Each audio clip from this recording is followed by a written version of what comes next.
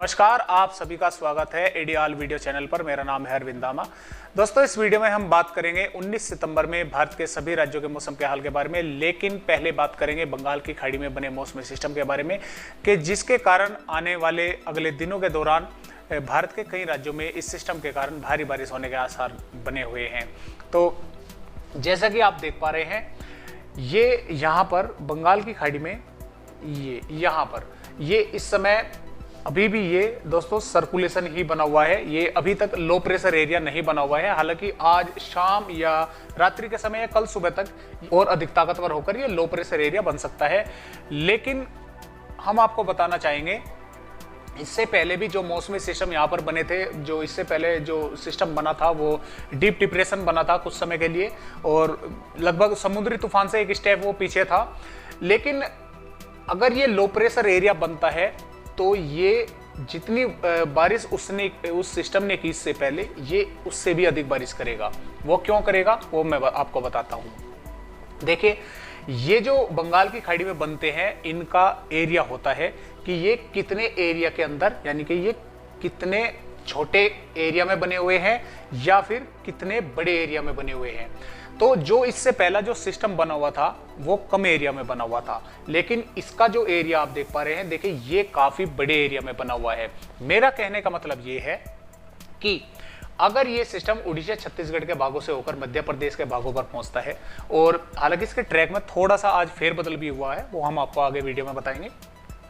तो अगर ये मध्य प्रदेश के भागों पर पहुंचता है तो इस सिस्टम का प्रभाव, क्योंकि इसका दायरा काफी बड़ा है, तो इस सिस्टम के प्रभाव से हम कह सकते हैं कि अगर ये मध्य प्रदेश के मध्य भागों पर पहुंचता है तो इस सिस्टम के प्रभाव से लगभग गुजरात और पूर्वी राजस्थान के कई भागों में बारिश ये करने वाला है। और अगर ये सिस्टम, जैसा कि मैंने आपको कल बताया था, यहाँ से रिकवर करेगा तो इस सिस्टम के दायरा बड़ा होने के कारण ये पश्चिमी उत्तर प्रदेश में बारिश करने वाला है। तो मैं कहने का मेरा मतलब ये है कि इसका दायरा अधिक बड़ा है, और इसका दायरा अधिक बड़ा होने की वजह से इसके साथ में अब की बार तेज हवाएं भी आएंगी। जो ये भारत के राज्य हैं, वो जो पहला सिस्टम था उसमें इतनी तेज हवाएं नहीं चली थी, लेकिन इसके कारण हवाओं की रफ्तार काफी तेज रहेगी, क्योंकि दायरा काफी बड़ा है, काफी तेजी के साथ चारों ओर के इसके आसपास हवाएं घूम रही हैं। अब बात करते हैं इसके ट्रैक के बारे में।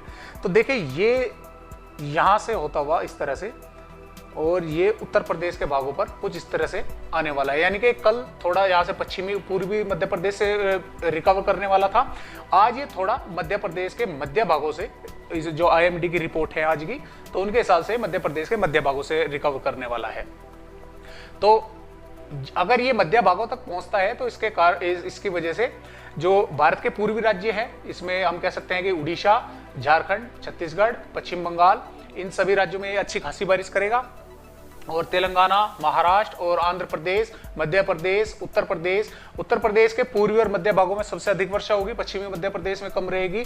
और जैसा भी इसके ट्रैक में आगे फेरबदल होता है, यानी कि थोड़ा बहुत और आगे जाता है, या हो सकता है कि यहाँ से ही घूमे, या जो भी इसमें फेरबदल होगा हम आपको वीडियो के माध्यम से जानकारी डेली देते रहेंगे। अब जैसे ये सिस्टम यहाँ पर बना हुआ है, तो इसके वजह से आज उड़ीसा के कई भागों में अच्छी खासी बारिश होने के, मतलब कई भागों में भारी बारिश होने के आसार बन रहे हैं। और ये सिस्टम जैसे ही थोड़ा और अंदर आएगा तो उड़ीसा के साथ साथ कल से क्या होगा कि छत्तीसगढ़, तेलंगाना, उत्तरी आंध्र प्रदेश के कई भागों में अच्छी खासी बारिश होने के आसार बनेंगे। और जैसे जैसे सिस्टम थोड़ा और अंदर की ओर आता चला जाएगा तो इस सिस्टम के प्रभाव से भारत के पूर्वी राज्यों के साथ साथ उड़ीसा, पश्चिम बंगाल, झारखंड, बिहार और मध्य प्रदेश के कई भागों में हम कह सकते हैं कि 20 सितंबर से बारिश की गतिविधियां बढ़नी शुरू हो जाएंगी। पूर्वी मध्य प्रदेश में 20 सितंबर से अच्छी खासी बारिश होने का आसार है, और 19 सितंबर से हालांकि उत्तर प्रदेश के कुछ भागों में बारिश बढ़ेगी, लेकिन 20 सितंबर से उत्तर प्रदेश के भी कई भागों में अच्छी तेज बारिश होने की संभावना हमें नजर आ रही है।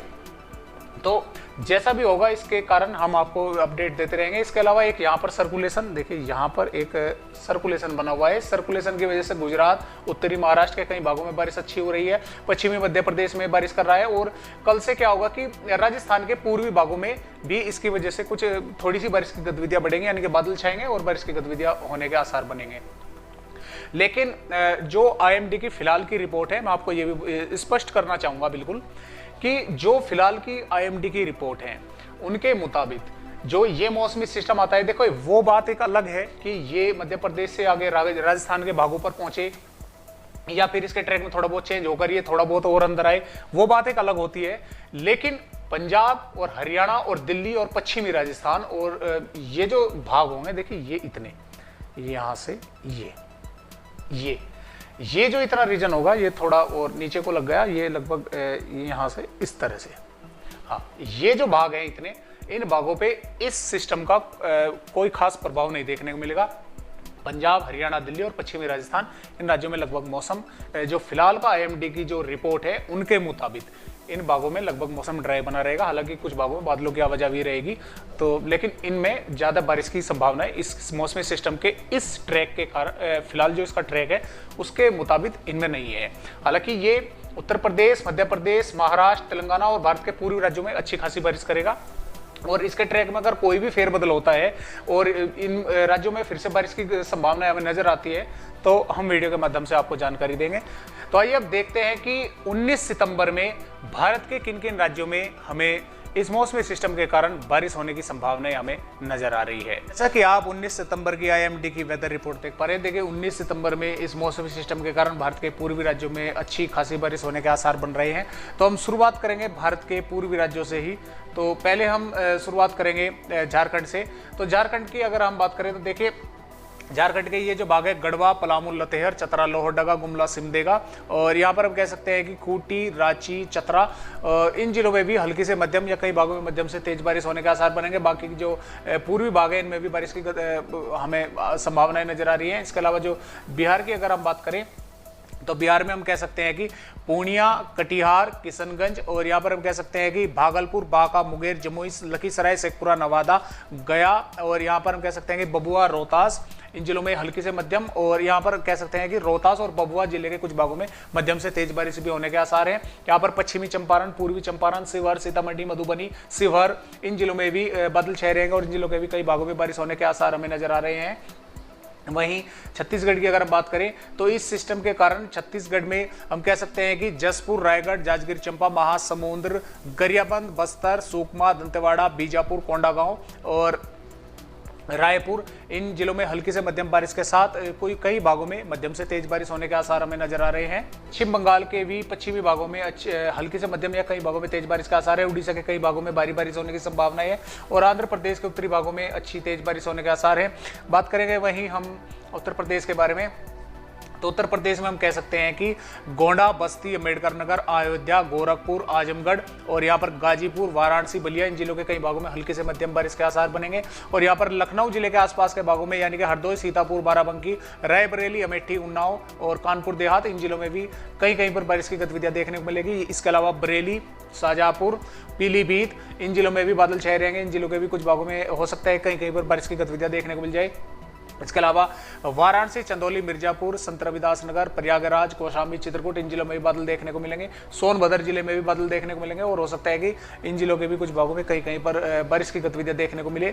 इसके अलावा जो पश्चिमी उत्तर प्रदेश है इसमें सहारनपुर, शामली, मुजफ्फरनगर, बागपत, मेरठ, बिजनौर, मुरादाबाद, गाजियाबाद, मेरठ, बुलंदशहर, अलीगढ़, हाथरस, मथुरा, आगरा, इटावा, मैनपुरी, कन्नौज, यहाँ पर झांसी, ललितपुर, इन जिलों में लगभग मौसम ड्राई बना रहेगा। हालांकि कुछ भागों में बादलों की आवाजाही लगी रहेगी। दिल्ली के बारे में तो दिल्ली के अधिकांश भागों में मौसम ड्राई बना रहेगा। हालांकि कुछ भागों में बादलों की आवाजाही देखने को मिल सकती है। इसके अलावा हरियाणा के भी अधिकांश भागों में मौसम ड्राई ही बना रहेगा। हालांकि जो उत्तरी भाग है, पंचकुला, यमुनानगर, इन जिलों में बादलों की आवाजाही देखने को मिल सकती है।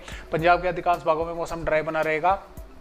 यहाँ पर राजस्थान के लगभग अधिकतर भागों में मौसम ड्राई बना रहेगा। लेकिन राजस्थान के ये जो भाग है यहाँ पर हम कह सकते हैं कि इसमें सिरोही, उदयपुर, प्रतापगढ़, डूंगरपुर, बांसवाड़ा और राजसमंद, चित्तौड़गढ़, इन जिलों के कुछ भागों में बादल देखने को मिलेंगे और हो सकता है कि इन जिलों के कुछ भागों में कहीं कहीं पर बारिश की गतिविधियां देखने को मिल जाए। हालांकि बारिश हल्की फुल्की ही होने के आसार बनेंगे।